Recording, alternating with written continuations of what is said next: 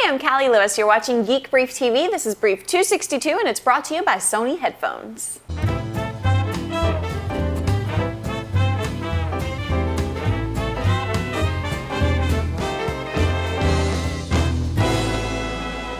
Kindle is in the house. We're forgoing the usual unboxing so I can get straight to the review, which I'm breaking down into three parts: the function, the feel, and the look, also known as the good, the bad, and the ugly. Let's start with the look. This isn't exactly high praise, but it doesn't look as bad in person as it does in pictures. It has the aesthetics of a scientific calculator and a screen that looks like an Etch-a-Sketch. Kindle is thin, white, and clean, but otherwise it doesn't look like a new device. It looks like something pre-iPod. The keyboard seems like a necessary evil until there's a way to inexpensively combine touch and e-ink technology. It's a bit of a distraction at first blush, but I've only had it in my hands a few hours. That's the toughest part of doing an early review. First impressions give way to a better understanding of why designers and engineers made some of their choices. For now though, I wish the keyboard would slide behind the screen. The screen itself looks great. The e-ink is easy to read, and although it isn't black on white contrast like ink on paper, I like it. If you've played with an Etch-a-Sketch, that's exactly what the contrast ratio is like. To the right of the screen is a scroll bar navigation thingy that lines up with the text on the page. For some reason, it's reflective like the shiny side of aluminum foil. It's neat, I guess. It strikes me as something they did just because they could. It looks like magic. In my hands, the Kindle weighs just about the right amount. I like how it tapers off to the right to mimic fanned out pages of a book. For me, the left side needs to be a little thicker to feel right. I have to hold it in a way I would never hold a book to keep my hand from cramping, and that's just after a few minutes. It feels most natural just resting in my open palm. The feel of reading a book goes beyond the physical. There's an emotional feel too, and that's where Kindle excels.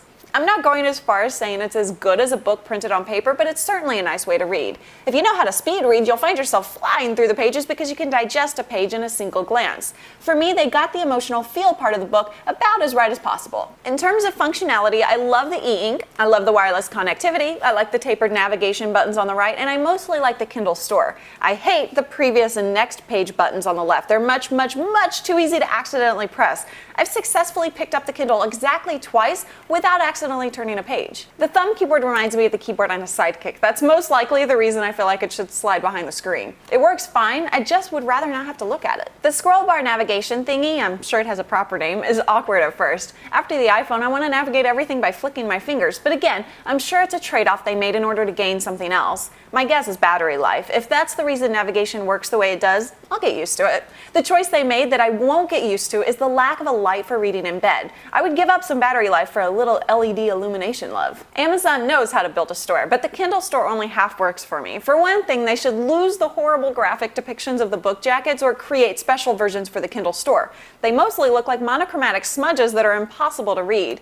They're serving up full-color graphics in black, white, and 2 shades of gray. The biggest complaint I have about the store is that there isn't a physical button on the device that gets me there in one quick click. Purchasing books in the store, though, is a breeze. We purchased one from the website before the Kindle arrived, and it was there waiting for me when I powered it up. I purchased one on the device and had access to it in 30 seconds. The Amazon Kindle connection is every bit as good as the iTunes iPod connection. It's better, actually, because it's wireless. There are a few little surprises. It plays MP3s. I guess my favorite surprise is a selection on the menu called Experimental. In the Experimental section, Amazon is asking for user feedback on a basic web browser, the MP3 player, and a possibly amazing feature called Ask Kindle Now, which totally makes me giggle. You submit a real question and real people research your question online. They quickly send up to 3 answers back to your Kindle for free. As Leah would say, now how much would you pay? I asked, why isn't Ally McBeal available on DVD in the US? Because I pretty much know the answer. I got my first answer in 2 minutes. I thought of outsourcing my DearCallie.com questions to this thing, but then I asked a more technical question. It's been 2 hours and I still haven't gotten an answer. On a scale of 1 to 10, with 10 being an iPhone and 1 being a QCat barcode scanner, I had one by the way, I give the Kindle a 7. It's a first-generation device with first-generation issues early adopters like me will tolerate, especially those of us who love reading books and buying books from Amazon anyway.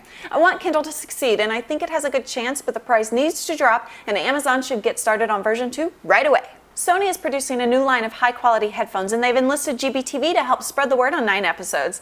The MDR EX90 LPs are earbuds housed in metal. They use neodymium magnets to deliver excellent sound. They're also stunningly beautiful. You can find out everything you need to know about the MDR EX90s at sony.com/headphones. Like they say in radio, let's pay some bills.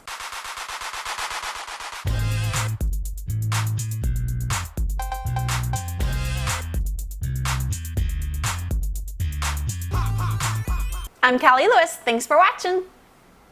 2 hands.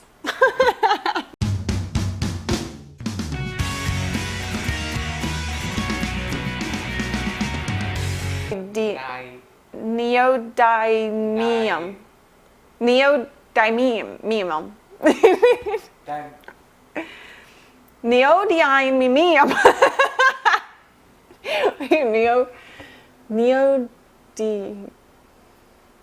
You had it pronounced right.